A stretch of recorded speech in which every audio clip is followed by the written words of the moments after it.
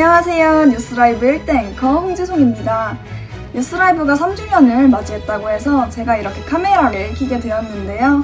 뉴스라이브가 처음 생겼을 때까지만 해도 3주년이 될 수 있을 거라고는 정말 상상도 못했는데 이렇게 3주년을 맞이했다고 하니까 감회가 새롭네요. 그리고 뉴스라이브를 이 자리까지 올 수 있게 잘 이끌어준 1기, 2기, 3기 친구들에게도 정말 박수를 쳐주고 싶어요. 그리고 앞으로는 다른 청소년 친구들이 이끌어 가겠지만 뉴스라이브가 계속 4주년, 5주년도 맞이할 수 있기를 바라겠습니다. 항상 응원하겠습니다. 뉴스라이브 3주년 축하해요. 네, 동아방송예술대학교에서 촬영 기초를 가르치고 있는 박인규 교수입니다. 여러분들 언론인으로서의 첫 발을 내딛는 걸 축하드리고요. 언론인을 먼저 했던 30여 년 정도의 촬영자 생활을 한 여러분들의 선배로서 여러분들에게 당부드리고 싶은 말씀을 한 두 가지만 얘기하도록 하겠습니다. 첫 번째, 언론인의 능력은 일단은 핵심 파악을 정확하게 빠르게 하는 능력이 필요합니다. 그렇기 때문에 여러분들이 항상 공부하고 하면서 핵심 파악을 빨리 하는 능력을 기르시기 바랍니다. 두 번째는 사실과 진실을 구별하고 드러나 있는 사실을 바탕으로 숨겨져 있는 진실을 찾아내는데 여러분들이 힘써달라는 말을 하고 싶고요. 마지막으로는 항상 취재에 임할 때도 정정당당하게 나를 자신을 속이지 않고 상대방을 속이지 않고 내가 정정당당하게 취재에 임하는 것이 중요합니다. 축하합니다. 거듭 여러분들의 언론인으로서의 첫 발 내딛는 것을 축하드리겠습니다. 뉴스라이브 3주년을 축하드립니다. 뉴스라이브는 제가 생각하기에는 두 가지 큰 의미가 있다고 생각합니다. 하나는 청소년이 직접 주도해서 뉴스의 의제를 뽑고 또 그 내용들을 취재하고 자신의 청소년의 관점을 잘 담아서 보여주는 그런 매체라고 생각하고, 두 번째는 뉴스라이브에 참여하거나 또는 등장하는 사람들이 조금 더 다양해졌으면 좋겠다는 생각이 들어요. 학교만 다니는 청소년이 있는 것도 아니고 이주 배경을 갖고 있는 청소년들, 그리고 장애를 갖고 있는 청소년들도 있습니다. 나와 다른 사람들이 서로 존중되는 그런 포용적인 사회가 만들어진 것이 필요하다고 생각하는데요. 뉴스라이브가 그런 포용적 사회를 위해서 취재와 또는 방송들이 계속 만들어졌으면 하는 생각이 듭니다. 뉴스라이브의 3주년을 다시 한번 축하드리고요. 승승장구하시기를 기원하고 저도 힘 닿는 데까지 열심히 돕도록 하겠습니다. 뉴스라이브 화이팅! 네, 저희 뉴스라이브가 방송 3주년을 맞이합니다. 사실 꼭 3년이 되기까지는 아직 한 달 정도 남았지만 조금 일찍 축하 인사를 받았습니다. 3주년인 올해부터는 매해 저희가 보내드리는 보도 가운데 몇 가지를 꼽아서 취재 과정과 보도 이후의 변화, 또 시청자 여러분의 반응까지 되짚어보는 시간을 가져보려고 합니다. 뉴보드 차트로 2부의 문을 열겠습니다.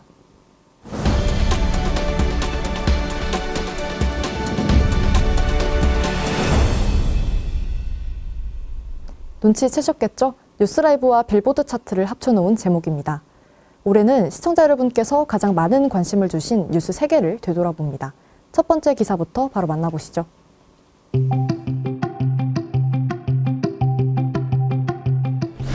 Nope.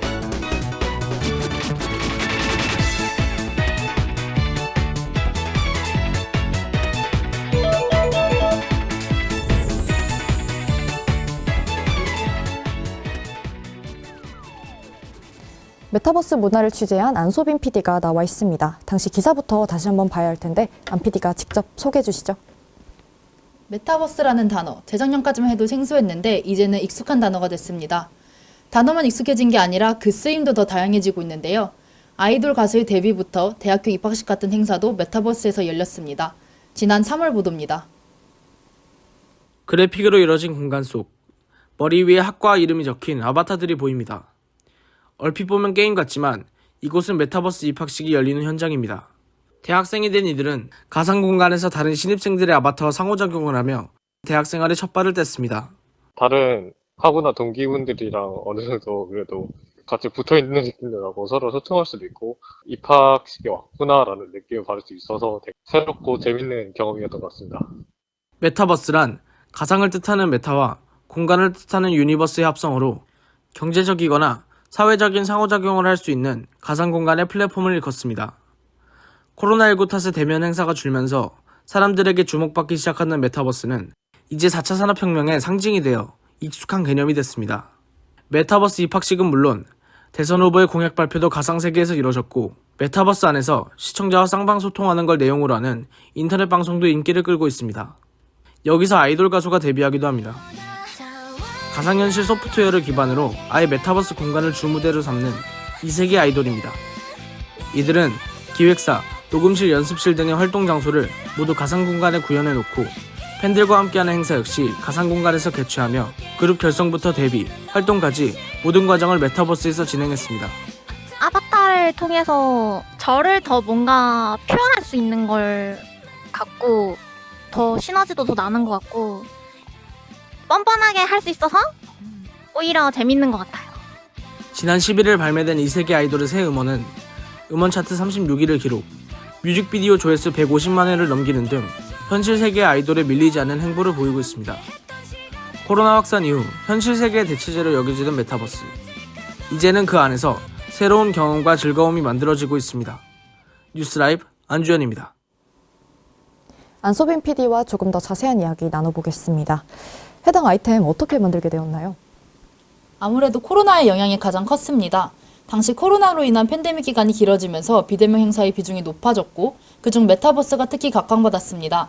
갖가지 행사가 메타버스 상에서 개최됐는데 신학기였기에 메타버스에서 입학식을 여는 학교도 있었고 가상세계를 주무대로 삼는 아이돌도 나왔습니다. 이것들을 보면서 지금 이 메타버스가 가장 주목받는 시기겠구나 싶어서 메타버스 관련 리포트를 만들어야겠다 생각했습니다. 보니까 실제 가상세계 아이돌 멤버 인터뷰가 나오던데 섭외는 어떻게 진행했나요? 당시 해당 가상세계 아이돌, 이세계 아이돌이 두 번째 음원인 겨울봄의 발매를 앞두고 메타버스 상에서 쇼케이스를 진행했습니다.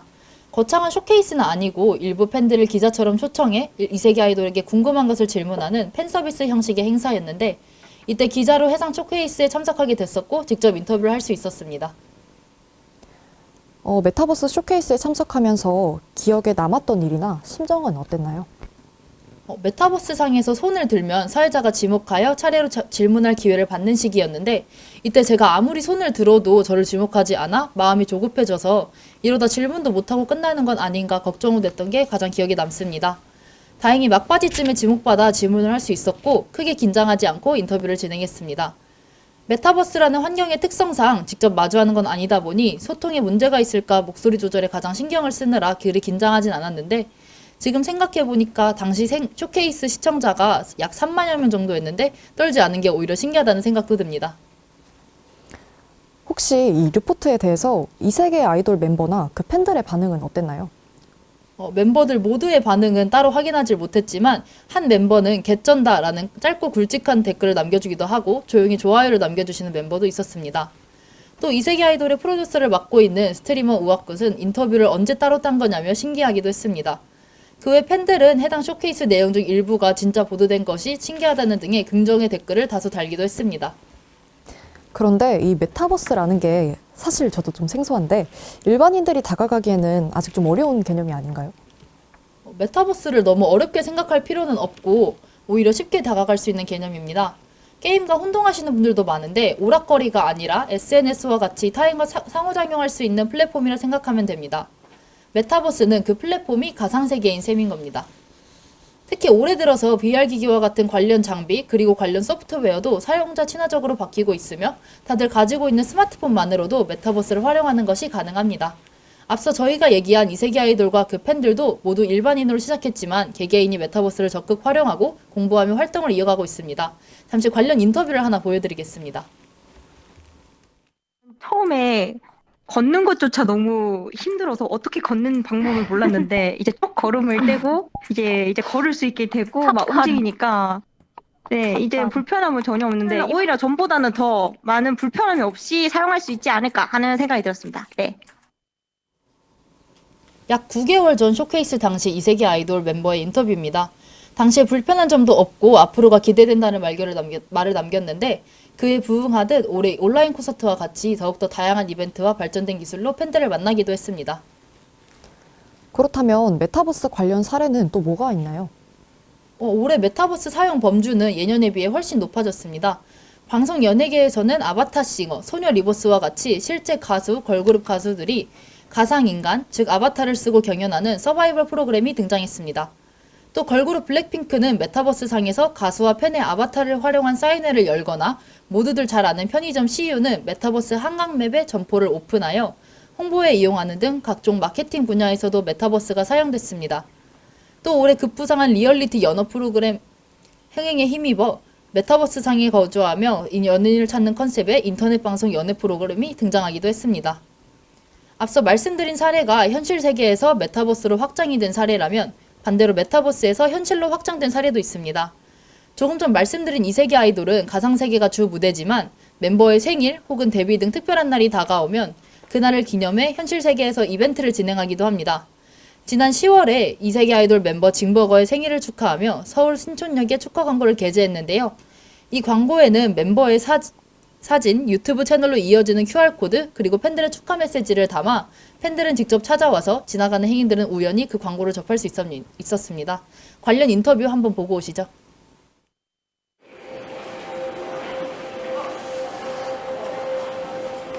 두근두근 거렸죠. 시간이 없다 보니까 언제 올까 하다가 오늘 딱 마침 시간이 나서 지하철 타고 열심히 후다닥 시간 날 때 달려왔습니다. 앞으로도 계속 점점 발전해가고 있잖아요. 팬덤도 두터워지고 계속 이렇게 좋은 방향으로 좀 인식도 많이 좋아지고 팬덤도 더 두터워져서 좋은 방향으로 발전했으면 좋겠습니다. 이 외에도 셀프 즉석 사진 프레임 이벤트를 진행하는 등 그동안 메타버스 상에서 좋아하는 가수를 응원하던 팬들은 가상을 넘어 현실 세계에서도 이른바 덕질을 하는 겁니다. 그럼 이 메타버스가 학생들에게 끼친 영향도 있나요? 관련 직종을 희망 직업으로 삼는 학생들이 증가한 것이 가장 큰 영향이라 볼 수 있을 것 같습니다. 지난 19일 교육부에서 발표한 2022 초중등 진로교육 현황 조사에 따르면 프로그래머, 가상현실 전문가 등 컴퓨터공학자, 소프트웨어 개발자 희망 직업이 전년 대비 상승했습니다. 중학생은 올해 2.9%, 고등학생은 3.3%의 학생들이 희망했으며 모두 5위를 기록했습니다. 아주 큰 변화는 아니지만 분명 영향을 끼친 수치라 볼 수 있겠습니다. 얼마 전 우리 영상에서도 메타버스가 쓰였던데 설명 부탁드립니다. 네, 저희 수능 영어 듣기 방송 사고와 관련하여 사고 발생 해당 학교 방송부원을 인터뷰했는데 이때 메타버스를 활용했습니다. 내용이 내용인지라 취재원의 신변을 보호할 필요도 있었고 그럼에도 시청자들에게 보여줄 그림 역시 있어야 했습니다. 그래서 선택한 것이 메타버스 상에서 인터뷰를 진행하는 것이었는데요. 직접 학생 모습의 아바타를 제작하고 방송실처럼 생긴 맵을 찾아 녹화 및 인터뷰를 진행하고 영상을 제작했습니다. 네, 안소빈 PD였습니다. 보건과 도덕교과에서는 성과 관련된 용어와 표현에 대한 의견과 우려,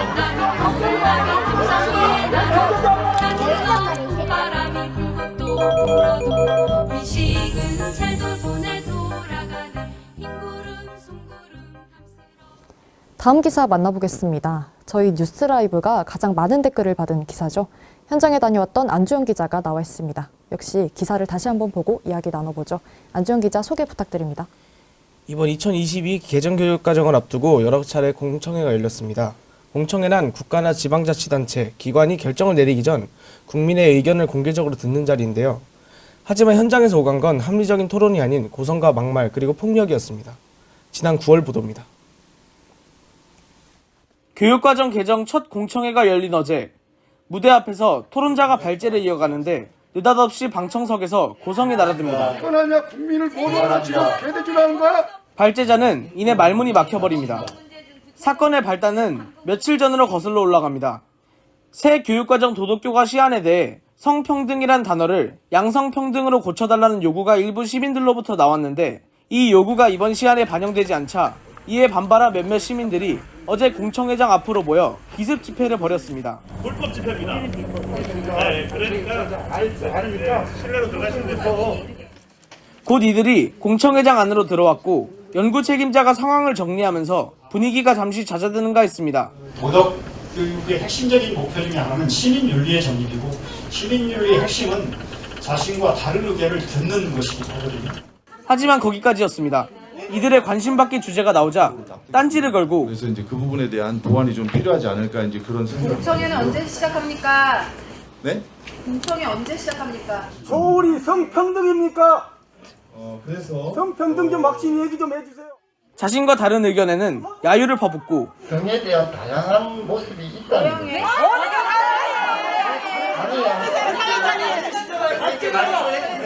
토론자를 향해 근거 없는 막말을 내뱉는가 하면 여자가 꿈말하고 저더라. 여자가 꿈을 그만 나와. 결국엔 다른 방청객과 시비가 붙더니 화를 참지 못하고 취재 중이던 기자를 폭행하기에 이릅니다. 야 이 새끼야, 언론인이 뭐 네가 마음대로 쓴다? 안주현? 사진 찍어. 너 뭐 하는 놈이야? 손 쓰시지 마시고요. 일단 명찰. 이런 상황은 4시간여 동안 이어졌습니다. 합리적인 토론이 오가야 하는 공청회 자리였지만 질서를 잃고 난장판이 된 겁니다. 공청회를 지켜보던 대학생 방청객들은 헛웃음을 감추지 못했고 앞서 마이크를 손에 쥔 채 막말을 들어야 했던 학부모 토론자는 이성을 잃은 현장 분위기에 허탈해했습니다. 그들로 인해서 이 공청회 본래 취지인 이제 그 내용에 대한 충분한 숙이나 토론이 진행되지 않았다는 게 가장 이제 교과서 안에서 제가 생각했던 좀 부족한 부분이나 이런 거에 대한 의견을 개진하러 왔는데 뭐 그거 자체도 쉽지 않은 상황이 된 상황이 좀 아쉽습니다. 공청회가 자주 열리는 행사도 아닌 만큼 공청회장 질서 유지를 위한 조치가 필요하다는 의견도 나왔습니다. 발언을 끝까지 못 하겠더라고요. 이제 장내가 너무 소란스러워 중간에 끼어들고 이런 게 저희 차례 지키지 않으시거나 발언 수위가 가격하시거나 뭐 이런 경우에 대해서 퇴장을 시킨다거나 페널티를 드린다거나 하는 게 좋을 것 같습니다. 하지만 이미 난장판이 돼버린 이날은 참여자들이 기대하던 공청회의 모습과는 거리가 멀었다는 지적입니다. 이번 교육과정 개정과 관련해 남은 공청회는 앞으로 19번. 시민들의 의견을 더 잘 듣기 위해서라도 방청객들의 성숙한 토론 태도는 물론 주최 측의 조치 또한 필요해 보입니다. 뉴스라이브 안주현입니다. 더 자세한 이야기 안주현 기자와 나눠보겠습니다. 당시 현장 상황 한 번 더 설명해 주실 수 있나요? 네, 당시 2022 개정교육과정 도덕교과 공청회가 열리고 있었습니다. 그러나 다양한 의견을 듣겠다는 취지와는 달리 당시 논란이 됐던 성평등 용어 이슈에만 집중한 사람들이 반대 토론만을 요구하면서 장내가 소란스러워졌던 상황입니다. 리포트를 보니까 현장 분위기가 많이 달아올랐던 것 같더라고요. 이런 현장 분위기를 예상하고 취재 간 건가요?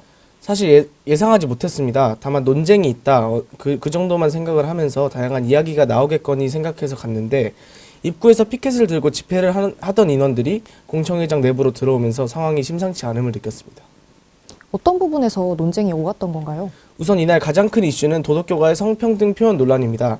성평등이라는 표현이 성소수자를 포괄하기 때문에 일부에서 문제를 삼은 겁니다. 관련 단체 발언 들어보시겠습니다.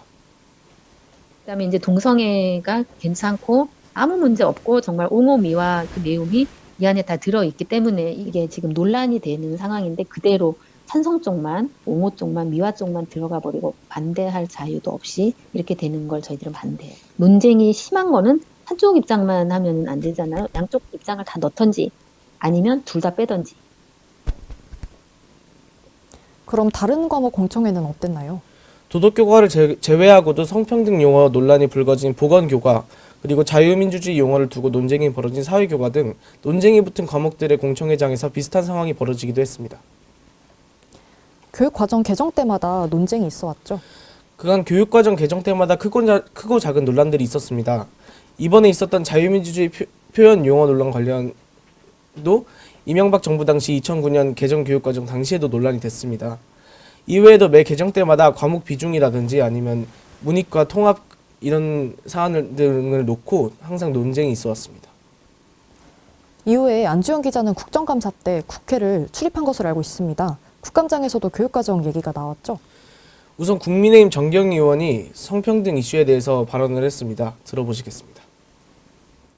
청소년에게 생명 존중과 책임의식을 가르쳐주기보다는 쾌락을 중시하며 음란, 성적 타락을 부추길 뿐입니다.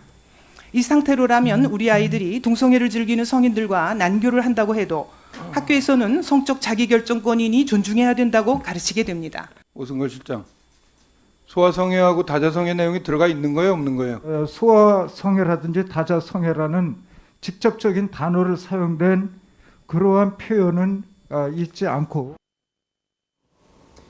이 밖에도 국민의힘 김병욱 의원은 자유민주주의 용어와 북한의 남친 표현 등이 빠진 점을 지적하기도 했습니다.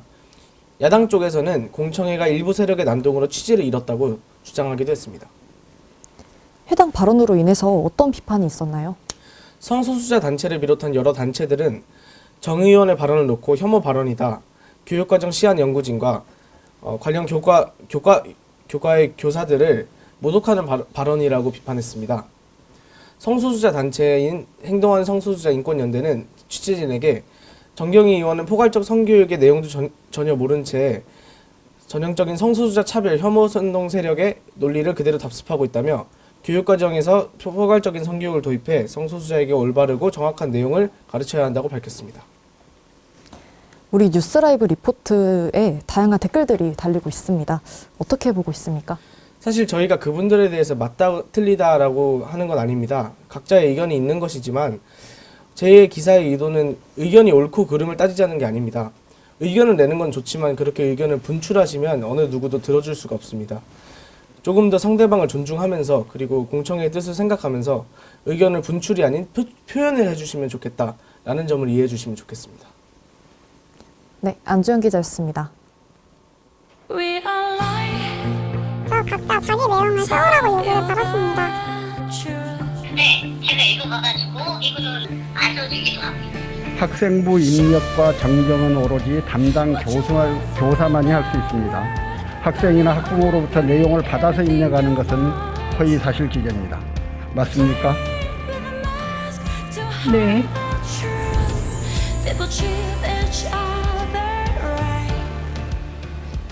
마지막 율보들을 살펴보기 전 기쁜 소식 한 가지 전해드리겠습니다. 지난 1월 저희 뉴스라이브가 보도한 생기부 셀프 기재 보도가 지난 8일 방송통신위원회 시청자 미디어 대상 우수상을 수상했습니다. 이 상은 시청자가 제작한 창의적인 작품을 발굴하고 시청자 방송 참여 활성화에 기여한 유공자의 공로를 기리기 위해 주는 상입니다. 심사위원은 청소년 분야 작품의 완성도가 매우 높았다며 다양한 지점에서 우리 사회들의 문제들을 속 깊이 들여다보고자 하는 시도들이 매우 의미 있게 느껴져 상당한 감동을 받았다고 평가했습니다. 이어서 뉴보드 마지막 기사입니다. 뉴스라이브가 특별 취재반을 구성해 다룬 내용인데요. 특별 취재반의 신보성 기자가 스튜디오에 나와 있습니다. 신보성 기자, 기사 소개 부탁드립니다. 학교 생활 내내 작성되는 학교 생활기록부는 학생의 대입에 있어서 매우 중요한 자료입니다. 이러한 생활기록부를 학생이 직접 작성해서 기재하는 것, 이른바 셀프 기재는 엄연히 현행 규정을 위반하는 행위인데요. 하지만 학교 내에선 이러한 셀프 기재가 만연하고 교육당국은 상황을 제대로 파악하지 못하고 있습니다. 지난 1월 보도입니다. 한 고등학생의 학교 생활 기록부입니다. 세부 능력 및 특기 상황 영역과 창의적 체험 활동 상황이 빼곡히 기재되어 있습니다. 하지만 이 내용은 교사가 작성한 게 아닙니다. 생활기록부 작성 마감 전 학생이 생기부 참고자료라는 문서를 제출했는데 실제 생기부 내용과 정확히 일치합니다. 이 같은 행위를 이른바 셀프 기재라고 합니다. 교사가 학기 말에 학생에게 생기부에 들어갈 내용을 적어오라고 주문하면 학생은 참고자료를 작성해 교사에게 제출하고 교사는 나이스의 그 내용을 그대로 입력하는 식입니다. 그래서 각자 자기 내용을 써오라고 요구를 받았습니다.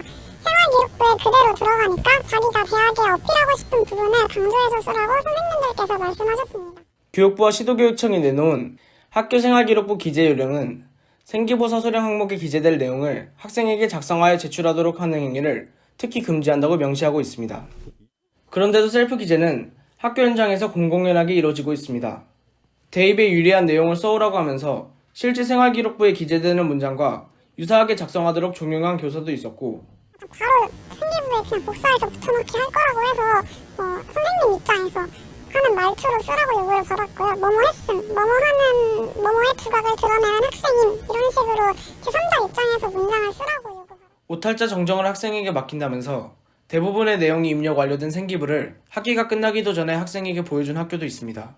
생기부 전체를 받았고 전체 대부분에서 그런 거 탓을 하고 아직 작성 중인 생기부를 학생에게 보여주는 것 자체도 불법이지만 교사가 객관적으로 해야 하는 생기부 작성에 학생 스스로 관여할 여지를 열어둔 겁니다.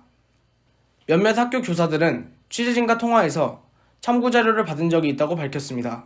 그냥 돈에 올려보낼 수는 없고 해서 혹시라도 이제 누락된 활동이 있다든지 그것도 없이 하면 그냥 아무것도 없이 깜깜이로 그냥 이렇게 하는 거잖아요. 교육당국도 생기부 셀프 기재 실태에 대해 제대로 모르고 있거나 최소한 조치하지 않고 있는 걸로 밝혀졌습니다. 관할 교육청인 대전시 교육청은 지난 2년 동안 정기감사나 기타 조사에서 생기부 셀프 기재 사례를 적발하거나 조치한 적이 없는 걸로 드러났습니다. 교육청의 한 관계자는 의심이 있더라도 학교 측에서 셀프 기재가 아니라고 하면 더 이상 셀프 기재라고 판단할 수 없어진다고 취재진에 밝혔습니다. 취재진이 셀프 기재를 확인한 방법은 실제 참고 자료와 이후 작성된 생기부를 대조한 건데 교육당국 조사 때는 생기부와 대조할 참고 자료가 없기 때문에 확인이 불가능합니다. 사실상 구조적 문제인 겁니다. 별다른 문제의식을 갖지 못하고 있다고 학생들은 말했습니다. 일단 분위기는 아무도 문제 제기를 하지 않는 상황이었고 오히려 학생들은 좋다는 분위기를 풍겼습니다. 대입 관련 정보를 다루는 인터넷 카페에서는 교사가 생기부 기재에 참고할 내용을 학생이 어떻게 써서 전달하면 좋을지 정보를 공유하고 있습니다. 대입 정보를 다루는 유튜브 채널에도 역시 이 같은 내용을 소개하는 영상이 버젓이 올라와 있습니다. 교육부와 평가원은 학교생활기록부 종합지원 포털을 통해 생기부 관련 부정행위 신고를 받고 있습니다. 뉴스라이브 이수연입니다. 신보성 기자, 해당 아이템은 어떻게 만들게 되었나요? 저희가 정기 뉴스 회의를 진행하던 중에 담임 선생님의 요청으로 급하게 생기부 자료를 작성하는 기자가 있었습니다. 회의의 흐름은 자연스럽게 생기부 참고 자료 쪽으로 흘러갔고 동료 이외에도 생기부 셀프 기재는 거의 모든 기자가 경험했다는 것을 알게 됐습니다. 그 과정에서 그동안 당연하다고 생각했던 셀프 기재가 명백히 고쳐잡아야 하는 문제라는 것을 깨닫게 됐고 글자 수를 비교하거나 교육청에 전화를 하는 등 취재에 돌입하게 됐습니다. 인터뷰 섭외 과정이 꽤 어려웠을 것 같은데요. 네, 교육청에서 인터뷰를 구했었는데 제가 학생이다 보니 직접적으로 불이익을 받을까 봐 망설였습니다. 인터뷰를 위해 무작정 교육청에 전화를 걸었는데 서로 전화를 바꾸기도 하고 셀프 기재 행위가 형식적으로는 문제가 없으나 지향하는 행동이라며 직접적인 대답을 회피해서 인터뷰를 명확히 받기까지가 정말 어려웠습니다. 마찬가지로 학생 인터뷰를 위해 또래 친구들에게 요청을 해야 했었는데 저희가 만들었던 리포트가 생기부와 입시에 관련돼 있다 보니 대부분 부담스러워하는 입장이라 그런 부분에서 섭외에 어려움이 있었습니다. 말씀 주신 것처럼 신보성 기자를 비롯해서 그 특별 취재반 학생들이 대부분 당시 고등학교 2학년이었던 걸로 압니다. 취재하면서 걱정되는 부분은 없었나요? 당시 저 또한 생기부를 중요하게 여기는 학과를 지망했기 때문에 이런 주제로 기사를 작성했다가 선생님 귀까지 들어가서 제 생기부에 직접적인 영향이 갈까 걱정이 됐습니다. 하지만 잘못됐다는 것을 인지한 이상 알리는 게 맞다고 생각했습니다. 당연하게 여겼던 것이 문제라는 점에서 더더욱 리포트로 제작해야 된다고 느꼈고 이 부분에서 저희 기자단의 의견이 모두 같았기 때문에 취재해보자고 마음먹게 됐습니다.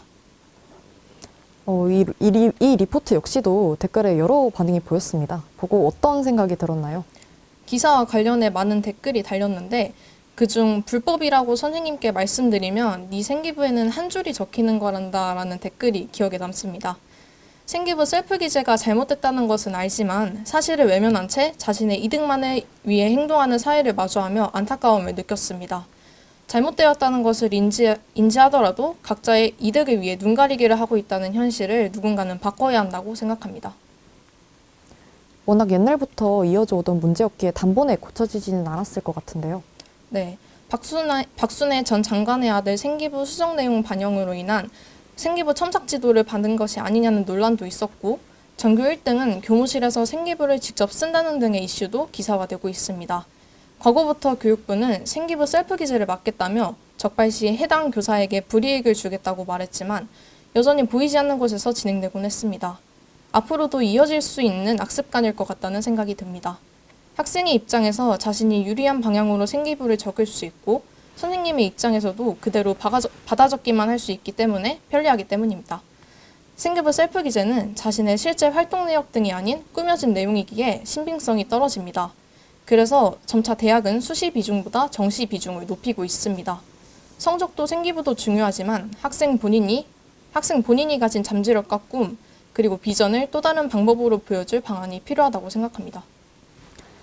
해당 리포트 관련해서 좋은 소식도 한 가지 있다고 들었습니다. 수상 소감 한마디 해주시죠. 네, 감사하게도 올해 시청자 미디어 대상에서 우수상을 수상했습니다. 저 또한 학교를 다니면서 당연하게 생각했던 셀프 기재를 잘못되었다고 세상에 말하고 올바른 사회를 만들기 위한 노력을 했다는 것에 대해 뿌듯함을 느꼈습니다. 또 세상의 시선이 두렵기보단 사실을 말하는 당당한 사람이 될 수 있었습니다. 앞으로도 소수에게나 다수에게나 영향을 줄 수 있고 좋은 변화의 바람이 불 수 있게 하는 사람이 되고 싶습니다. 감사합니다. 네, 신보성 기자였습니다.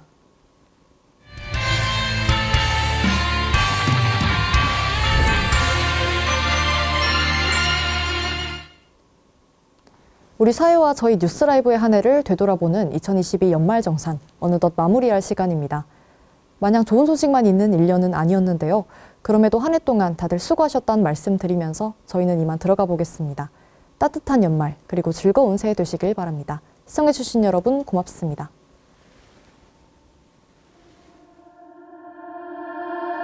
I'm such a good suffer 가라앉지 않게 비틀거리다가 풍덩